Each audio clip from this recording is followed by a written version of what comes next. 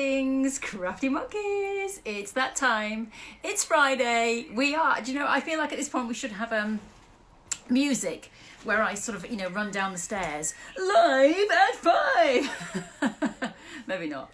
Anyway, hello, how are you? If you can listen. Can you hear birds tweeting? I've got a big tree at the end of my garden here and it is filled with birds this evening. I've opened the windows and it's lovely to have bird song on a Friday evening at 5 o'clock. I hope that you've had a wonderful week wherever you are. We are going to be talking in a second to an amazing lady. I'm so excited. I'm so excited. My voice is actually stuck. She's called Melissa. I think she just requested to be in the video. Oh, you can hear sirens there as well. That's pleasant, isn't it? In with the birds. She is the most... She's just lovely. She is lovely as a person. You just kind of get this feeling from her. She's so warm, and I know that she's going to be an amazing teacher here. Melissa Averinos, I should say, is who I'm talking about. And she does the most amazing, I'm going to call them pieces of art, because she is a painter, she is a quilter, she is an artist in many different ways, and she puts all of this into her pieces and they win awards, and she is just incredible, and she's giving you a chance to work with her here at Crafty Monkeys. So we're going to talk to her in just a second. So if you have any questions you would like to ask Melissa, put them here and we will go through our chat and we will ask her the questions. Any questions of us here at Crafty Monkeys, we can answer them. I'm Rachel, by the way. If you've never tuned in, we do this every Friday at 5, and we have some wonderful guests with us, and we just have a lovely old chat about all sorts of stuff. So I'm going to now, I've got the most rubbish, it's a chaise long. I have to sort of get my way down to the end. It's not like a normal chair. It's ridiculous. My glasses are filthy as well. I can only apologise. I'm just going to put my sound up because I realised I just turned it down, so I won't be able to hear her. Let me just see if she is there at the moment. Oh, let me just say hello. Yes, she has. Hi, Melissa, you've joined. I think, if I wave at you? And then I think you just request to be in the video, Melissa. Oh, here she goes. Yep, she has. I'll view the request. Go live! Go live! Why have I put on that silly voice? I don't know. Go live with Melissa. I can see Ruthie was there. One of our brothers. Hey! Hi! How are you? I'm good. I gotta situate myself here. I was going to say, all we could see at that point was that. And I thought, okay, this is not going to go so well. Hi. Hi, I'm Melissa. I don't like it on camera. I am only going to show you my hands. I'm only going to show you my cowlick. I've got one of those as well. Do you? Yeah, I can't have bangs. Yeah, no, I know. Do you know, I used to have a fringe. I've tried it on several occasions, and the only way to have it was to. I've just realised my head's cut off a bit now. Oh no, we're so unprofessional. Right, okay. Yeah, I had it, and then the only way to have them was a really long fringe, but it would always kind of stick out a bit in the middle. And then once this hairdresser, who wasn't a very good one, clearly, said, why don't we do the really short fringe? Because that's really cool. Yeah. Do that. And it does. If you're a supermodel, a short fringe like that, looks amazing. But I had this fringe, and it just kind of stood out. So I went, as soon as I left the hairdressers, I went straight to an accessory shop and I bought about 35 headbands. And for the next 8 weeks, I just had headbands. I've been anyway, there. We digress. Melissa, it's so nice to see you again. Did you wipe off the Cheetos? I did. I wiped off the Cheetos. I also might have finished the Haagen-Dazs ice cream, so I wiped off the chocolate peanut butter. It's only noon here in America, in the East Coast. I was going to say, what time is it? Time is meaningless. Yeah, it is meaningless. We're all on different timelines. Yeah, you can have ice cream whenever you want. So that's good. I'm just glad that you didn't turn up with it all around your face. Well, I might.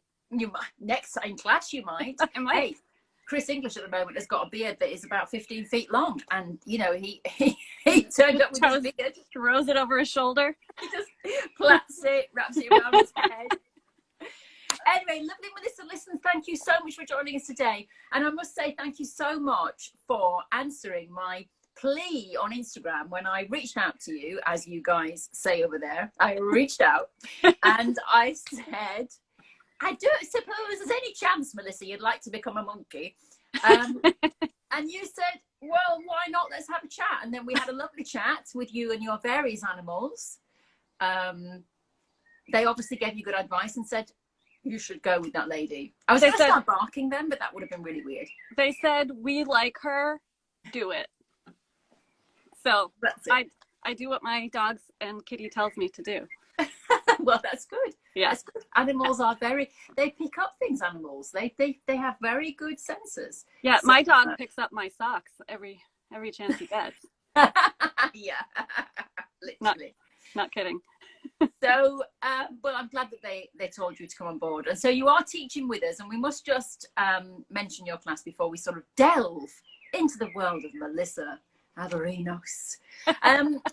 We must just mention what's happened, because your class, although you and I have known this was going to happen for some time, we've only just put the class on the website. And in fact, I think it's been up about 36 hours now, maybe even less than that, maybe 24 hours. And there are currently 2 places left for your first class, which is on Saturday, is it the 17th of July? I think it is. Yep. Yep. So then I very quickly, I mean, I could not believe it. It went up. You did a little post on your social media, and then it just went crazy. So I messaged you and said, what's happening? So, and then I said, do you want to do the Sunday? And you went, well, let's give it a go. I mean, we might get a couple. Already a quarter of those tickets have gone, and that Sunday class has been live for 2 hours. That's amazing. That makes me feel really good. It should do. Yeah, so, it does. Melissa, why, I mean, I'm going to ask you about your quilting history and things, but why do you, because obviously this is your faces class that you're doing, so it's making these wonderful faces out of fabric pieces. Why, I know that this is a famous thing, which I'll come to in a second. Why do you think people have just literally gone, I have to do this class. I have to do this class? You know, that's a good question. I think people are really intimidated by faces, and, you know, a lot of people feel like they can't draw a face or make a face. It seems like almost like a magical ability. And I think, you know, I mean, who didn't like draw in middle school and high school and wish they could like draw faces? Like, that's what I always did, you know? And I think there's still just that hold that it has over people. Like it seems like a magical ability, but it actually is a very simple formula that I teach like immediately in class, like right on the dot. I just start, and like in the first 15 minutes, people are like, oh, I can totally do that. So, you know, I think people see the results from the class and are like, oh, I actually maybe could do that if somebody just showed me how. So yeah, and that's, you know, it's a very similar we did a class the other night, Melissa, with one of our other teachers called Gary Mills, who is just he's just another lovely human being on this planet, but he's also incredibly talented, and he's done so many things in his life. But one of the things that he's just brilliant at is textile art. And I think if you say to someone, come and do a piece of textile art, they kind of go, oh, I can't do that. But his classes, we just find that people walk away with these little pieces that they've done by using collage items, or putting bits and pieces together, or using a bit of paint here and there, and a French knot added in, and suddenly you've made a flower. And it is exactly that. People walk away with this level of confidence that they didn't have before. And I think that is a fantastic thing. And you're absolutely right with faces. He did a very similar thing. Icons in Stitch was the name of his class. Same thing. A lot of people messaged and said, oh, want to do this because I can't do faces. So you're right. Yeah. And it's so fun. And I don't like to work from photos, because if you do like a portrait, you know, a portrait from a photo, like it can be wrong, like it can be bad. But if you just like take basic features and kind of create your own imaginary person, you have so much more leeway. So although people may eventually want to do a portrait of somebody that they know, or a self-portrait, I'm like, do you want to be sad? Don't do that. Yeah. You know? Yeah. Start with something more forgiving, which is just making stuff up. But once you know the basic framework, you can do that. Yeah, you absolutely can. Well, I believe, I mean, I know you can. You're an incredible artist, but I believe that you are going to guide people through. I just love the way you write about the class. I was reading it today on the website, and I just love how you go, come along, it's going to be fine. You're going to do it. I love it, as well as your description about cats and dogs. So listen, I printed out something on you, and I'm just going to read out a few words because I highlighted a few words. This is the most professional I think I've ever been in a live at 5 interview, by the way. Okay. So you know, you should be quite honoured, Melissa. Okay, I feel very honored. I feel honored. I am not. I'm sitting on a pillow on my floor, so I'm not at all professional. But well, you go ahead. You're fancy at this. Well, I've had some practice over the years, but I just want to throw out some words that I found about you today that just kind of made me go, huh? So, well, the first thing is Victoria's Secret. You did some work with Victoria's Secret. I absolutely love that. I was hoping it was going to be a nice little pair of pants, but it was pajamas. Apparently, it was pajamas. Yeah, a design for that. But then we've got companies you work with like Target, Pia. You've written several craft books, hand lettering, DIY wine corks. We have to do a class on that. Just that's because then I can have an excuse to drink loads of bottles of wine. And by the way, that was featured on Oprah Winfrey's website. I've never heard of her, but I presume that she's well known. She's big in America. She's big in America. I've never heard of Oprah Winfrey. Oh, wait a minute. Didn't she do an interview recently with 2 people from this country? I don't know. Yeah, I think we know who Oprah is. And then we've got the QuiltCon in 2015. You won the Judges' Choice Award for your Faces quilt. So that's a nice little award to get. And then in 2016, you took the QuiltCon's Top Award, Best in Show, for that fantastic quilt that is behind you, called My Brother's Jeans, which has got a lovely... what's the word? That's probably not the right word, lovely, but it's lovely. It's got an incredible story behind it. Yeah. And I want to talk about that in just a second, about your quilt and what it did to me when I looked at it. Yeah, so, I mean, that's just some of the things that I picked up about you. And I thought, wow, oh my goodness me. So, I mean, you really have had a varied career so far. You've done so many things. It's just, has it always been in you, this creativity, Melissa, or did it sort of come out in your late 20s? I mean, I know you're only 25, right? But, you know, was it with you as a child and you never gave it up, or did you sort of go and, I know this is not true, but did you sell real estate and then come back to creativity? What's been your journey? Yeah, I was a stockbroker. No, I've just always been a creative weirdo. I mean, like when I was a kid, I would just draw all the time. And then I feel like I've been actively an artist since middle school. Like other kids, you know, in the summertime would be out like at camp or playing soccer or whatever. And I'd be up in my room drawing with like India ink, you know, listening to the Smiths. And it was a hard time, but, you know, art has always gotten me through. So I can't not do it, you know? And so I've always just been really crafty, you know, either like making stuff with my hand, like jewelry, collage, sewing, painting. And then I got into like digital artwork. I taught myself how to use Adobe Illustrator to be an in-house artist at a screen printing and embroidery shop, which is where I met my husband. And I've always done it. I can't not do it. When I don't do it, I get very crabby. Yeah, because, well, this is the thing, isn't it, about, I mean, I think that's why there has been an explosion of craft in the last few years, because I think everybody's anxiety levels are rising with today's world and the demands upon us. And, you know, our brains are not supposed to be multi-functioning like they are, doing 20 different things at the same time. And that's why I think everybody's getting overloaded. And I think it's really important to find something for yourself to do. I mean, one thing I do, I mentioned this tree in the garden. Sometimes I just sit and I look at the tree for 10, 15 minutes and I just study all the little birds flying around. And it's so calming, and it's a really important thing to do to stop being overwhelmed. And I do think that craft is now becoming that thing that a lot of people are doing, because a lot of people are turning to it who probably wouldn't have thought about it before. And I don't think you have to be particularly talented or artistic to have a go and do it. No, I don't think so either. I'm gonna keep adjusting myself because I'm like sitting on my feet and they're getting, you know, frozen.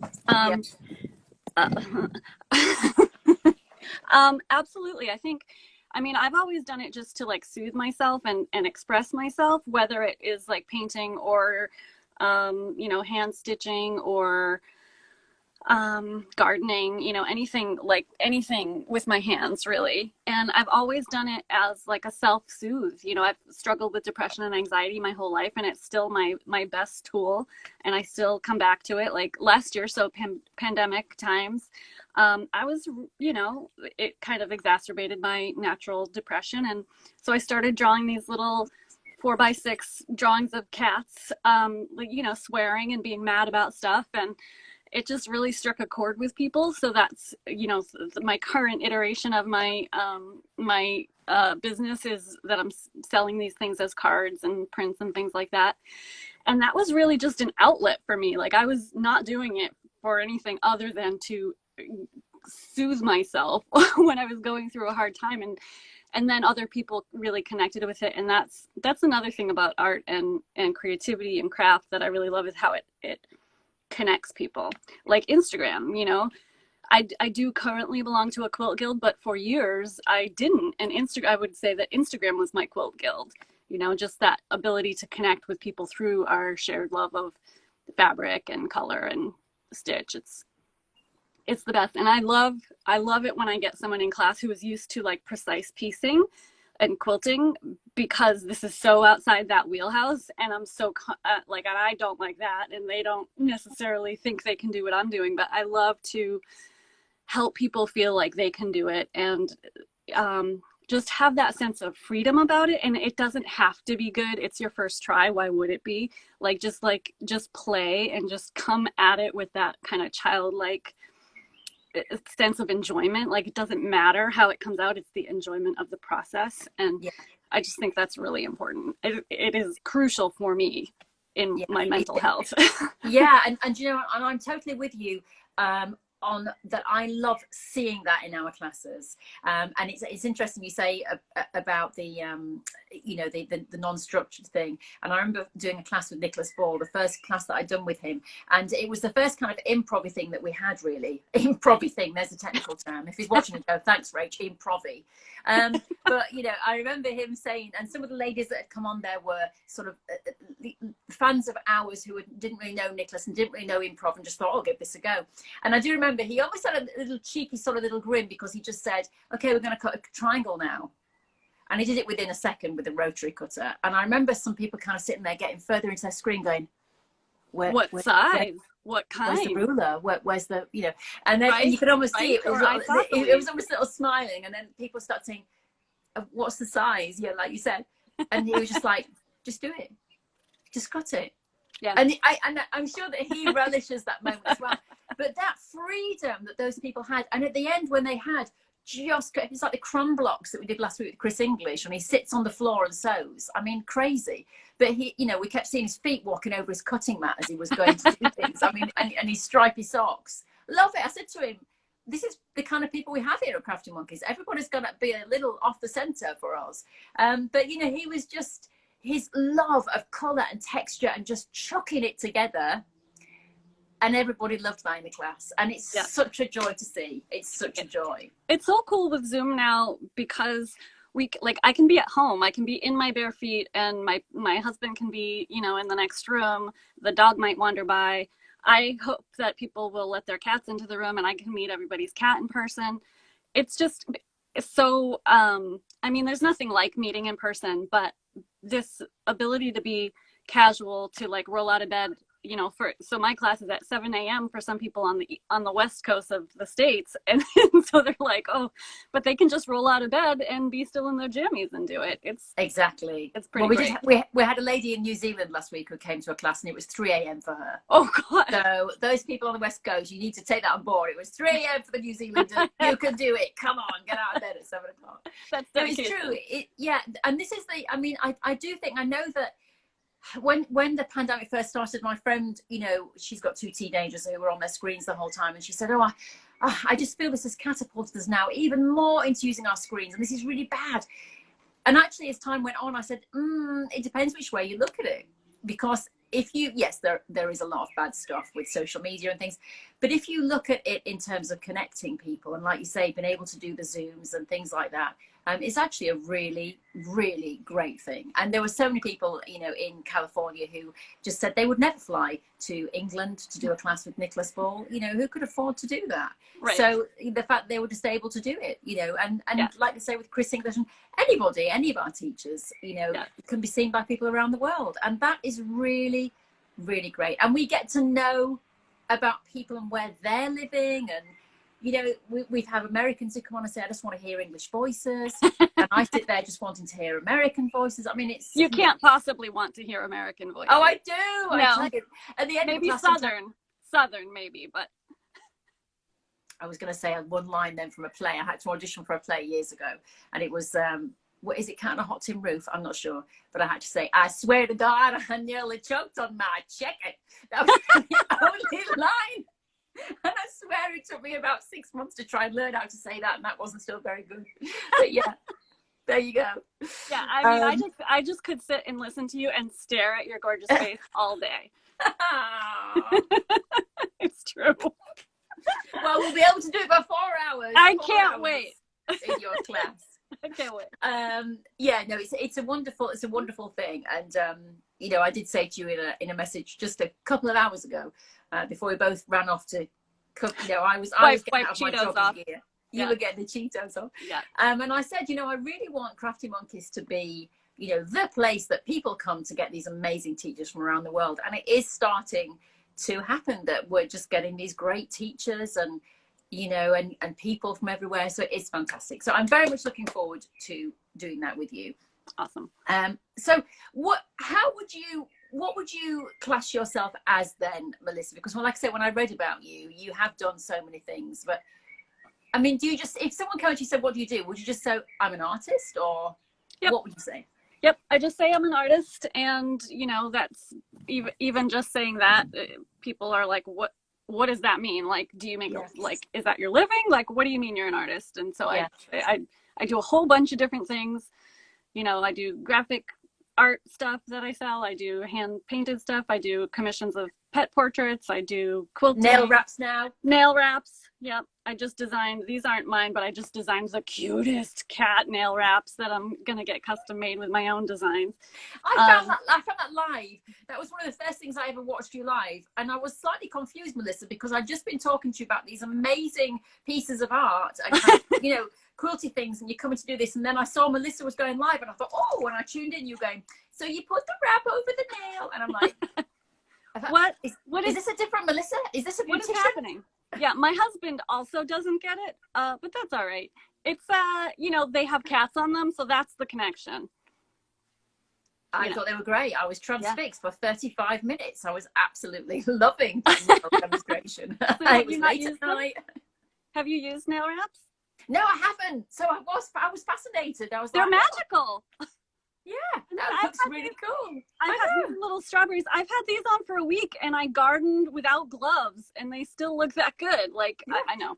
I don't mean to be like a commercial. I just genuinely, that's why I started wearing them during the pandemic. And then I was just like, I gotta like tell other people about these. So that's where that came from. Yeah. But yeah, so I do all sorts of stuff. And then I do like there's my there's my giant self-portrait that I did in the same technique basically as what I teach in class. And then I draw cats. Then I draw cats that swear. Well, we might do a class on that. Sweary cat. Not smelly cat. Smelly, no. Sweary cat, sweary cat. Who's making you angry?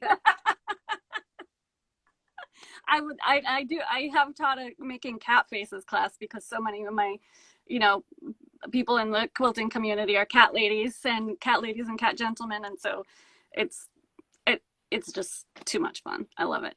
It's on the cards. It's definitely on the cards. Yeah. I sense it. Yeah.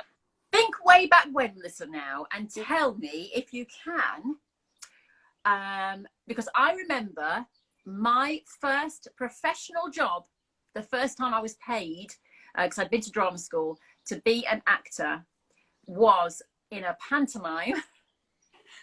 And I think it was Aladdin, and I had to play a character called So Shy, because she wasn't so shy. So you see the joke. Yeah. See the joke, Yeah. so shy. Yeah. So that, but I remember that was my first professional job, and I remember driving to this Back and Beyond theatre somewhere to do this pantomime over Christmas. But I remember getting that paycheck and thinking, wow, I can actually say to people now, I am an actor, because I've just been paid to do it. Yeah. So how did it feel for you, and what was your first professional job, if you can remember? Well, I had a bunch of interesting small starts. Like back in the 90s, I was really into like mail art and rubber stamping, and I started to carve stamps. Like a lot of people are doing it now, but like back in the 90s, I would like find erasers to carve, and then I sold those designs to a rubber stamp company, actually. Yeah. So that was one, although I think I just traded for stamps. But I was reimbursed. And then I think I've done just like portraits for people. It's a little bit muddy. It's not quite as clear as yours, but the first quilty thing I did, I mean, I designed fabric, and I have designed fabric for different companies and stuff.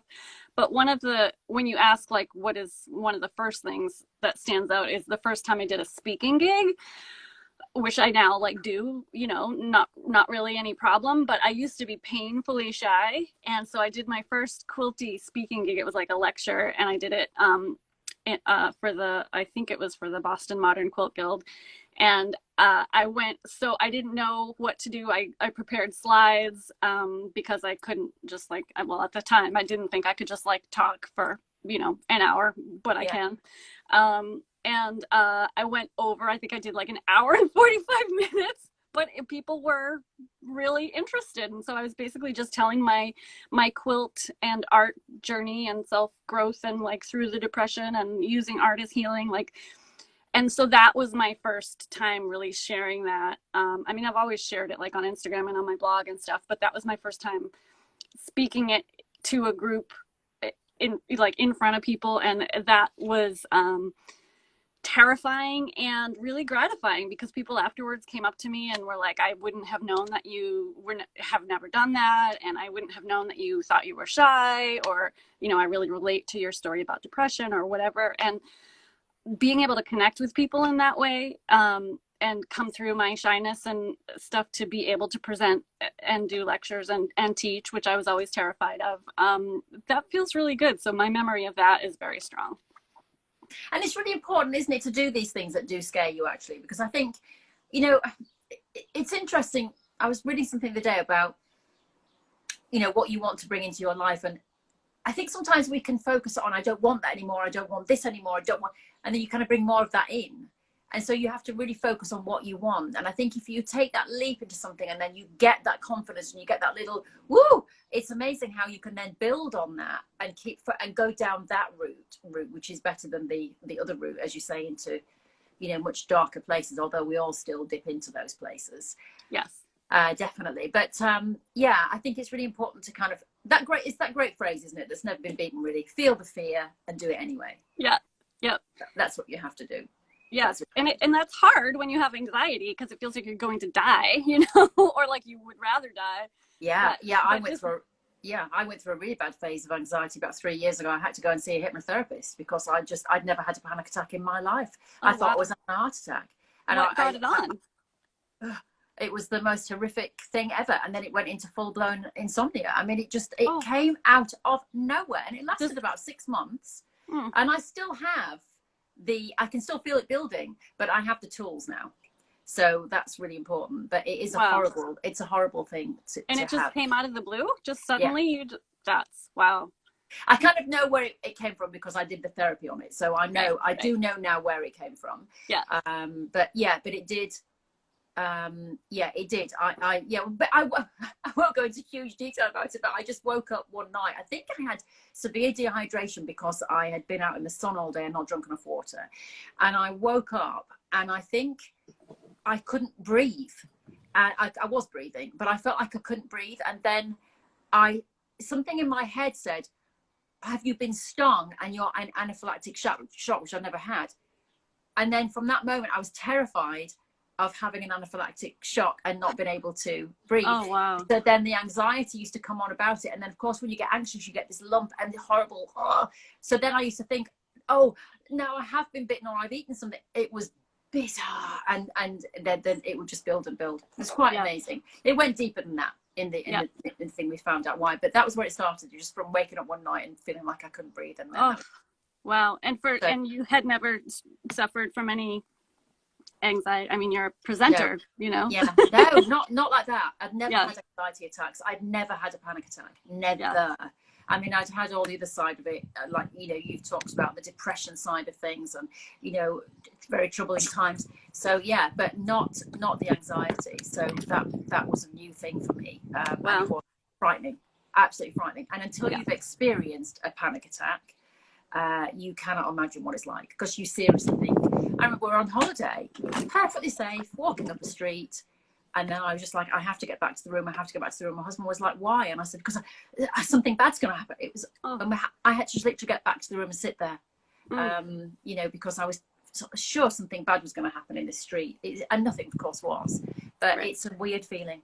It's a weird thing. So we need creative outlays, and that's what I find when I'm watching the classes with and learning from you guys and things. It's just seeing that joy in people's faces, and I know there are a lot of people who come in the classes who have used it to help them, and it's a wonderful thing. That's you know, you mentioned the word community. That's what we do here. We're trying to build a community, trying to give people experiences that they can't normally have, trying to get people out of, you know, holes. I mean, a lot of people have said to me, oh, please carry this on after the lockdown has happened, because it's been such a joy. And I said, this is the business now. Of course it's yeah, so you just started it. You started it in response to the pandemic. Yeah. It's amazing. And now I think people are like, oh, it's not a drawback to have it that way. It's actually like a benefit, because then, like you said, people all over can take it. Like, people have been telling me, like, I never thought I'd be able to take your class, and now I can take it, you know. And it's also really affordable. It's so much more affordable than having it at a big event. And the other thing about going to big events, they're amazing, but you get exhausted. And with something like this, you can just, like, you can be fresh. You didn't just travel for a whole day. You didn't just spend all night, you know, hanging out with your quilty friends. You are like ready to do it, and can just do it in a relaxed way with your bare feet and your cat, you know. Yeah, and you're not having to take all of your things with you, and then you get there and you think, oh, I've forgotten my whatever. Yeah. So yeah, it's a great thing. The Zoom is a great opportunity, and it is amazing as well. I mean, you know, Chris came on last week to teach, and he said, I just want to do a class and see how it feels, because I'm not sure it's going to be. Is it going to be very impersonal, because it's all to a screen? And weirdly, it feels very personal, because you're in people's living rooms. You know, they're right there. They're in the camera like this. You know, and people are seeing Chris's hands like this. So whereas if you were a sewing class, you'd be back there watching him here. You know, if you're lucky, there's a crowd of people around him, and you're like this, trying to get in to see what he's doing. But you know, on the class, you're literally like this. So yeah, it's a really positive thing. Now, I want to talk to you, Melissa, about your amazing quilt that you have behind you, because this was the quilt that was featured at QuiltCon and got the Judges Prize, and it's called My Brother's Jeans, isn't it? Yes. And it was for your brother. And I have to say, I'm going to let you tell the story if you want to. You don't have to say anything about it if you don't want to. But I have to say, I looked at it. You know, when you're in a gallery and you walk in past pieces of art, and then one piece of art makes you go, and then you take 3 steps back, and then you just stare at it for 15 minutes. Well, that's what I was like with this piece. I seriously fell into it. That's what I would say. I was looking at it. It was only on a screen, but I was looking at it. I blew it up on my screen. I love the way, and this is not, I am not a quilter, but I love the way that you used well, first of all, you used your brother's jeans, but the crosses, for me, I love the way that you use them, the different sizes, because this is probably not at all what you felt, but from me as a piece of art, this is what I got from it. I thought that's almost like someone who was different size to people in different lives. So this friend was this kind of friend, this was a best friend, this was a relative, this, you know, I don't know if that's true, but this is what I thought from it. I thought this is like a person who has touched people in his life in different ways. And then also as well, when it was mapped out, it was almost like Annie's been here and here and here and here, as well as obviously the cross relevance, and then the lovely kind of softness of the fabrics behind the denim. So you've got, and this is like life, you've got this softness, you've got this beautiful, you know, yeah, comforting things, and then you've got this harsher fabric. You've got this blue, which is just like, for me, the color blue is, you sort of just, it's like an ocean, you fall into it. So that was what it said to me. I just thought it was absolutely a wonderful piece of art. Thank you. Thank you so much. I love this piece. It's, to me, it's very soothing to look at.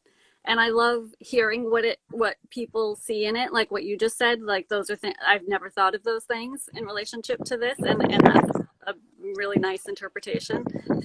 And I actually did this one Best in Show in 2016. Yeah. And so this February was the 5-year anniversary of that. And so I actually pulled it out and I did an Instagram live for like an hour and talked about it and told the whole story and kind of told like how I made it. And so I'll send you the link so that you can see if you want, because it talks about lovely. the different fabrics and that stuff. Yeah. And yeah, I just so for anybody who doesn't know, the quilt is called My Brother's Jeans, and it references my brother who killed himself about 10 or 11 or 12 years ago. And when my dad was going through his house, he was like, "Is there anything that you want of Michael's?" And now Michael and my dad both did tile for a living. And so I just remember growing up and always seeing their, sorry, I'm like holding this in my hands, seeing their jeans all just like crappy and like covered with like cement and junk and stuff. And so it was just, as a artist and textile and fiber artist and quilter, when he asked me if there was anything I wanted, I was like, I knew immediately I wanted his work jeans. And then I just kind of let them sit and sort of, I didn't really know what I was going to do with them. I just knew at some point I would do something with them, and then I pulled them out.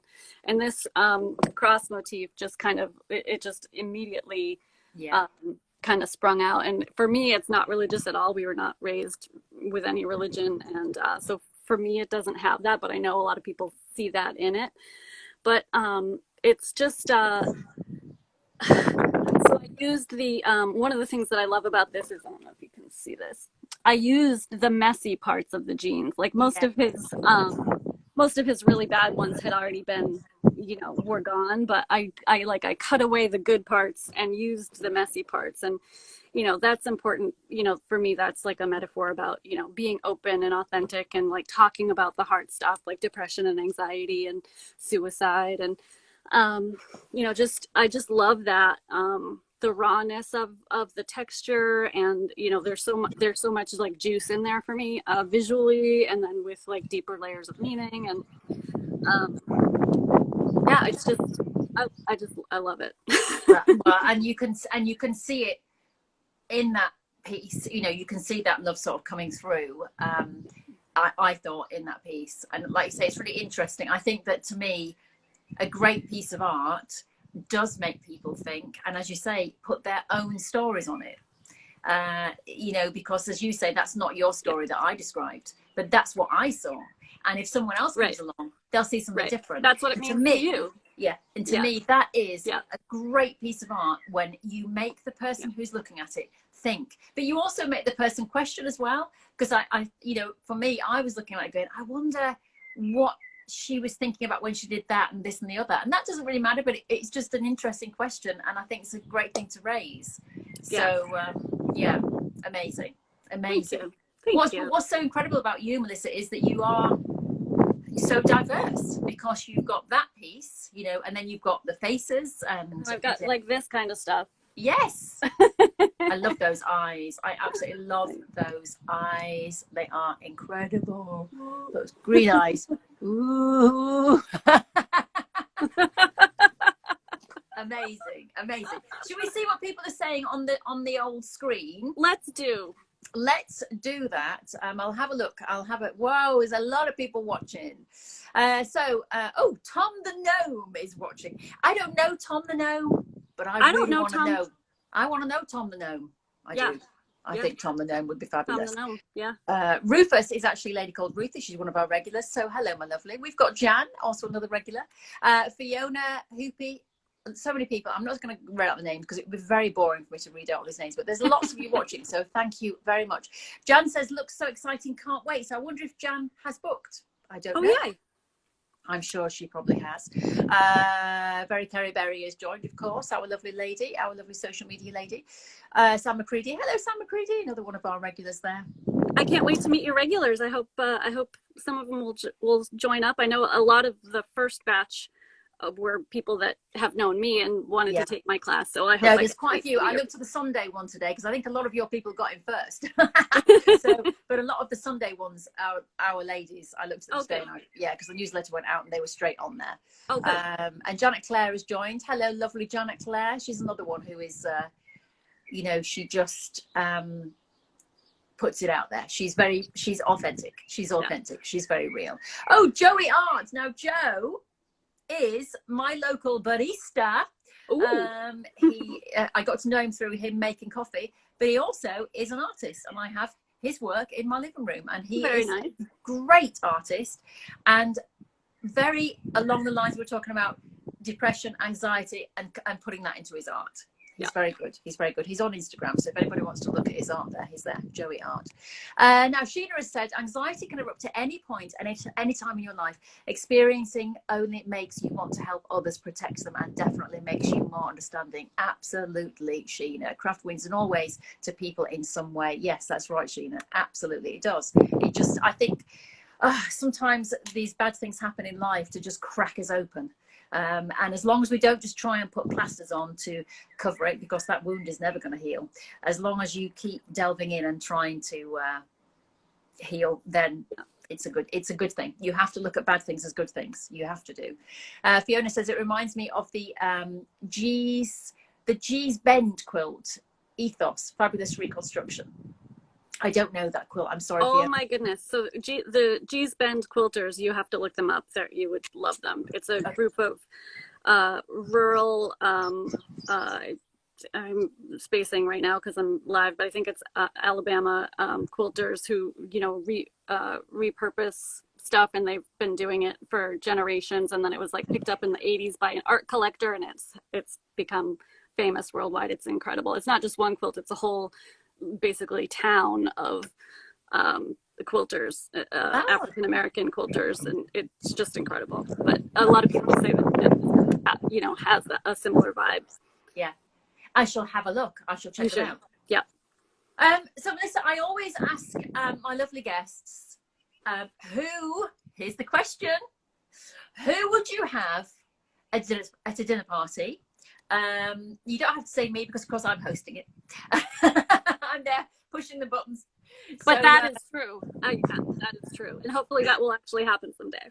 Yes, that would be amazing. That would be amazing. If we're ever allowed to travel to a different place. I said to my friend the other day, can you imagine if someone a couple of years ago had said, oh, by the way, you're not allowed to go on holiday in the year. In fact, you're not allowed to go anywhere. You're not allowed to leave the country you're in. You would just go, what kind of hell is this? It's what's going on? You wouldn't believe that this was allowed. Anyway, so dinner party, 3 guests.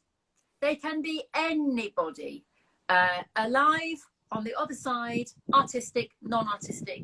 They can be whoever you want to be. Who would you have at your dinner party? So I knew that you would be asking this question, and I immediately had anxiety about it because nobody came to mind immediately. And I'm like, oh my God, now I have to come up with something. And this feels like a test. Like no matter what, I'm going to sound like a jerk or something based on whatever I say. So you could just say I'd have my ego, my higher self, and then my this is what I came to actually. Well, my first thought was Kenny Rogers, Steve Martin, and David Letterman, because those are my 3 childhood crushes. Love it. Steve Martin, 100%. David Letterman, Kenny Rogers, yeah. Wasn't he Islands in the Stream? Yeah, that's like my favorite song. Yeah, I we could listen have to it him. almost We every could have day. him. Yeah.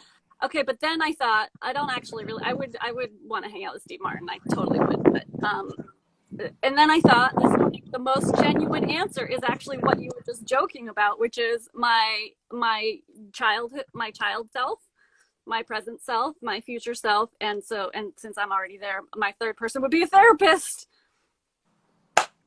I mean, wouldn't that be amazing? It would be amazing. Yeah. It would be amazing. What would be lovely is, we're going to get very deep now, Melissa. It'd be amazing to have your child self and put your arm around that child and go, it's okay. It's okay. Well, I actually do internally. I do that frequently. Actually, I was just telling a friend about it yesterday. I was like, that's like part of my self-care routine is like, I'm like, fine, you know, close my eyes and think about where she is and just give her a cuddle. Exactly. I'm here. Yep. Exactly. Yeah. It's good stuff. Great to have you there in person. And, you know, that little person would say things to you. You'd go, no, because it's going to be fine. It's going to be fine. It's going to work out. And don't do that.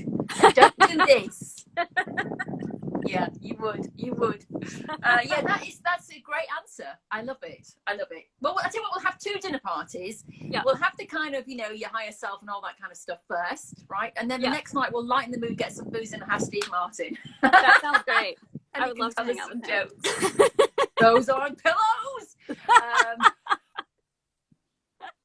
Must have seen that film about 300 times.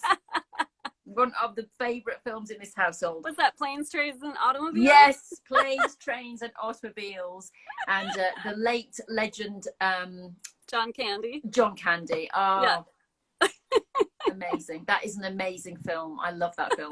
I saw it when it came out, which was probably 1986. I saw it was like I was little, you know, and I haven't seen it since. So it probably holds up. No, I mean, it's a little bit cheesy. Till at the end, when the wife comes down the stairs and sort of looks at him, you know, anybody else would be going, why did you stay in that meeting too long? That meant you missed that. You know, you would go mental. But no, she sort of sits there and it's a very soft glow and she's like, hello. But the rest of it it's very, very well written, and John Candy is just a superb bit when they're driving in the car and stuff. So Planes, Trains, and Automobiles, anybody must get that film. Anyway, lovely, Melissa. I'm going to let you go. Look, I've got my wind. I'm like J-Lo. I've got my own wind machine here. Breeze is coming. I see through. That. I see like. I've actually got someone with a fan, you know. No, they're just fanning me. What did one of my relatives used to say? This is the kind of childhood I had, Melissa. That's just brought back a sentence where one of my relatives, it might have been my mother actually, she would kill me for saying this. I think I would maybe say something about, but I don't know, but she would say, I'll fan you with a brick. She never did. I've never heard that expression. I'll fan you with a brick. I have to say, your backdrop is so elegant and lovely, and your outfit and your makeup, and you'd never know that you just jumped out of your jogging clothes. And I need to know, did you actually just go jogging? No, well, I said jogging clothes. I didn't want to sound horrendous. I had my gym kit on, and I'd been to the gym earlier in the day. So I sat, because I just came straight back to my office and thought, I've got that email to do. And then I just sat there. And then my daughter finished school today. She actually finished her secondary school. She's going to college to study dance in September. Yeah, she finished. So that was the big day today. And I had to go and pick her up, of course. That's big stuff. Yeah, it's so sad. I saw her walking down the street and, you know, there were lots of kids around her and she gave a hug to someone. And I saw her, she turned around, she sort of turned around, yeah, everything's fine. And then she's walking towards the car and, and I could see the lip was going on by the time she got in the car. I mean, she took the mickey out of herself, but she was literally going, I'm okay. Oh, that's sweet. So that was my day. So then I carried on working, and then I thought, I've got this live to do. I must get dressed. Yeah, I wiped the Cheeto dust off and threw on some lipstick, and I love it. Yeah. Well, listen, it's been an absolute joy. I can't wait to do the class with you. For anybody who wants to get tickets to that class, I think, like I said, there are 2 on the Saturday, the 17th of July. There were 10 sold. about 2 hours ago. I reckon there's at least 20 gone now. So not many tickets left. So people do need to be very quick to get in there. It is at 3 p.m. British Summer Time, which Eastern Time is 10 a.m. And I know a couple of people were mentioning on your comments about the currency and how it works. We just use Stripe, which is an international payment system, and PayPal, of course. So as soon as you bring it up and you just go through the checkout process, it does it all in your currency wherever you are in the world. So it just takes it in dollars. It tells you what it is, and it's just like you're shopping in America. So it's all worked out for you. The only thing you have to think about is the time difference. But we do always put this is the time, and it is British summer time. So hopefully everybody will know. But it's easy peasy, easy peasy. Yeah. So yeah, tons of people told me that they signed up. It was no problem. And so yeah, I'm so excited. Thank you so much for asking me to teach, and I'm just so excited to know you and be your pal and hang out. I can't wait to come and see you over there. I can't wait. I can't No, wait. I want to go see, don't come here. I want to go see you over there. Well, you can come here and then I'll come to you. It's fine. It's fine. Okay. We'll do both. We'll do both.